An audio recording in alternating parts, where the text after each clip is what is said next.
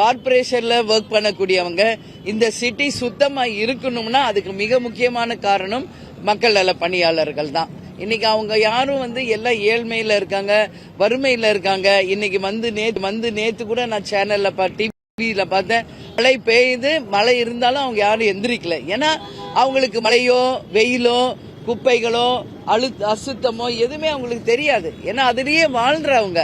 அதனால நிச்சயமாக அவங்க உறுதியானவங்க. அவங்க எடுத்துக்கிட்ட அந்த உறுதியில இருந்து நிச்சயம் அவங்க நல்லபடியாக வீடு திரும்பணும் என்றால் அரசாங்கம் சொன்ன வாக்குறுதியை நிறைவேற்றி அவர்களை அனைவரையுமே அந்த பெர்மனன்ட் ஜாப் கொடுத்து அவங்க கேட்கிற அந்த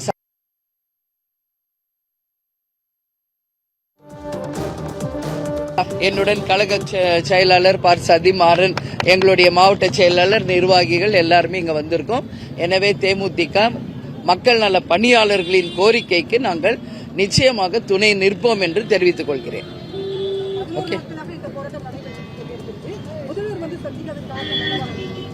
அது நீங்க அவங்க கிட்ட தான் கேட்கணுங்க, ஆளுங்கட்சிகிட்ட தான் நீங்க கேட்கணும். ஏன் இதுவரைக்கும் முதல்வர் சந்திக்கவில்லை அப்படின்ற கேள்வியை நீங்க ஆளும் தரப்பு கிட்ட தான் கேட்கணும். இப்ப ரிப்பன் பில்டிங் இருக்கு, உள்ள மேயர் பிரியா இருக்காங்க, அமைச்சர் சேகர் பாபு இருக்காரு. அவங்க எல்லாம் என்ன பண்றாங்கன்னு தெரியல. வர்றாங்க, பேசுறாங்களே காண்டி அவங்க கோரிக்கை இதுவரைக்கும் நிறைவேற்றல. இன்னையோட 11 நாள் அவங்க உட்கார்ந்து இருக்காங்க. மனிதாபிமானத்தின் அடிப்படையில இரவானால் மழை வருவதற்காக நிச்சயமாக அவங்களுக்கு செவிசாய்த்து இந்த பிரச்சனைக்கு முற்றுப்புள்ளி இந்த அரசு உடனடியாக ஏற்படுத்தணும். இல்லைன்னா இது எல்லா கட்சியும் சேர்ந்து இந்த போராட்டம் இன்னும் பெரிய லெவல்ல தான் போகும். ஏழைகளுக்கு இந்த அரசு துணை நிற்கணும் நான் கேட்டுக்கிறேன்.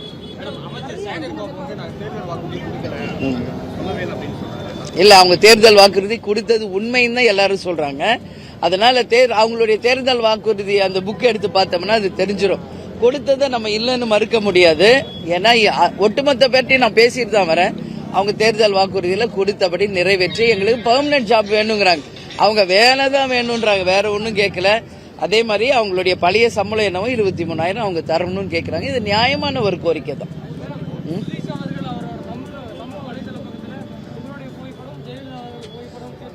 ஆமாங்க, இது நான் பாக்குறதுக்கு என்ன இருக்கு. நேற்று ஒரு அவார்டு ஃபங்க்ஷன் எனக்கு கொடுத்தாங்க. அதனாலதான் நான் இன்னைக்கு சுற்றுப்பயணத்தை பிரேக் பண்ணி இன்னைக்கு ஒரு நாள் வந்திருக்கேன்.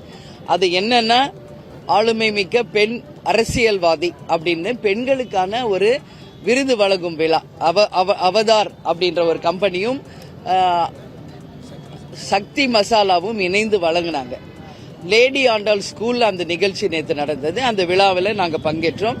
அப்போ சுதேஷ் அவர் பேசுறப்போ அவர் சொன்னது பொதுச் செயலாளராக அம்மையார் ஜெயலலிதா அவர்கள் இங்க சிங்கப்பெண்ணா இருந்தாங்க. அவங்களுக்கு பிறகு என் சகோதரி ஒரு கட்சியினுடைய பொதுச் செயலாளராக இன்னைக்கு இவங்களும் தன்னுடைய முழுதுமாக அரசியலில் ஈடுபட்டு இன்னைக்கு சிங்கப்பெண்மணியாக இருக்காங்க அப்படின்னு அவர் பேசினாரு.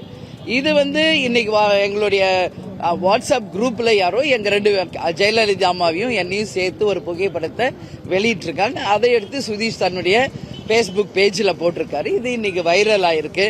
என்ன கேட்டா நான் ஒரே ஒரு பதில் உங்களுக்கு சொல்றேங்க. நான் ஏற்கனவே சொன்னது மாதிரி ஒரு சூரியன் ஒரு சந்திரன் தான். அது மாதிரி ஒரு எம்ஜிஆர், ஒரு ஜெயலலிதா, ஒரு கலைஞர், ஒரு கேப்டன் தான். அவர்களிடத்தை இன்னொருவர் யாரும் நிரப்ப முடியாது. அதே மாதிரி ஒரு பிரேமலதா விஜயகாந்த் தான். ஏன் இடத்தை யாரும் நிரப்ப முடியாது. ஏன்னா இன்னைக்கு கேப்டன் இல்லாத போதும் அதே கேப்டன் எனக்கு கொடுத்த அந்த பயிற்சி, நம்பிக்கை, தைரியம், அந்த உறுதியோடு இன்னைக்கு கேப்டன் வழியில நானும் எங்கள் கழக தொண்டர்களும் நிர்வாகிகளும் இன்னைக்கு பயணித்துக் கொண்டிருக்கிறோம். எனவே இங்க ஒருத்தருக்கு பதில் இன்னொருத்தர் யாரும் வர முடியாது. அதனால ஜெயலலிதா அம்மையார் இரும்பு பெண்மணி. அவங்க சாதனை செய்தவர்கள், முதல்வராக இருந்தவர்கள், எத்தனையோ சவால்களை சந்தித்தவர்கள். அது மட்டும் இல்லை, என்னிடம் ஒரு முறை நான் கட்சி ஆபீஸ்ல இருக்கிறப்போ பிரஸ் மீட்ல கேட்டாங்க, அரசியலில் நீங்கள் யாரை ரோல் மாடலாக எடுத்துக்கொள்கிறீர்கள் என்று. அப்ப நான் தெளிவாக சொன்னேன், நம்ம தமிழ்நாட்டிலேயே இருக்கின்ற ஒரு ஆளுமை முதல்வராக பல சவால்களை சந்தித்து இன்னைக்கு இரும்பு பெண்மணியாக ஒரு லயன் லேடியாக இருக்கின்ற அம்மையார் ஜெயலலிதா அவர்கள் தான் என்னுடைய அரசியல் ரோல் மாடல் என்பதை நான் ஏற்கனவே பதிவு செய்திருக்கிறேன். அதனால இன்னைக்கு அது சோசியல் மீடியால வைரலா போயிட்டு இருக்கேன். வேற ஒண்ணுமே இதுல கிடையாது. அது மட்டும் இல்ல, நீங்க கேட்கலாம், ஏன் வந்து நீங்க மட்டும் கேப்டன் படத்தை யாரும் யூஸ் பண்ணக்கூடாது, நீங்க எப்படி ஜெயலலிதா அவர்களுடைய படத்தை யூஸ் பண்ணலாம் நீங்க கேட்கலாம். அதுக்கும் நான் பதில் சொல்றேன். கேப்டன் அவர்கள் எம்ஜிஆர் அவர்களை தன்னுடைய மானசீக குருவாக நடிகராக இருந்த காலத்திலிருந்து அறிவிச்சவர். ஒவ்வொரு பிறந்த நாளுக்கும் எம்ஜிஆர் ஸ்கூலுக்கு 50,000 அந்த குழந்தைகளுக்கு உணவளிப்பதை பல ஆண்டுகளாக வறுமை ஒழிப்பு தினமான ஆகஸ்ட் 25 கேப்டன் தொடர்ந்து நடத்திக்கிட்டு இருக்கார். அவர் எல்லா பேட்டிகளையும் சொல்வார், என்னுடைய மானசீக குரு எம்ஜிஆர் தான். இன்றளவு நம்ம தலைமை அலுவலகத்தில் எம்ஜிஆர் சிலை இருக்கு, புகைப்படம் இருக்கிறது. அந்த மாதிரி கேப்டன் தான் எங்களுடைய அரசியலில் மானசீக குரு, எங்களுக்கு கேப்டன் தான் அப்படின்னு சொல்லட்டும். சொல்றவங்க கேப்டன் படத்தை பயன்படுத்திக்கலாம். எங்குமே பயன்படுத்த மாட்டாங்க. ஆனா அவங்க வால் போஸ்டர்லயும் அவங்க சோசியல் மீடியாலையும் மட்டும் பயன்படுத்துவதை தான் நாங்க அந்த மாதிரி பயன்படுத்த கூடாதுன்னு சொல்றோம். கேப்டன் தான் எங்களுடைய மானசீக குரு, அவர் தான் எங்களுடைய அரசியல் குருன்னு சொல்லட்டும். அவர்களுக்கு தேமுதிகவே நிச்சயமாக அனுமதி வழங்குவோம்.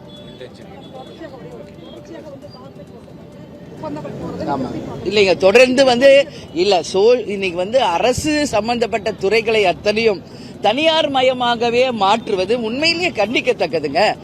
ஏன்னா அரசாங்கம் எதுக்காக இயங்குது? மக்கள் வரி பண்ண இன்னைக்கு அரசாங்கம் தான் வசூல் பண்றாங்க, தனியார் யாரும்.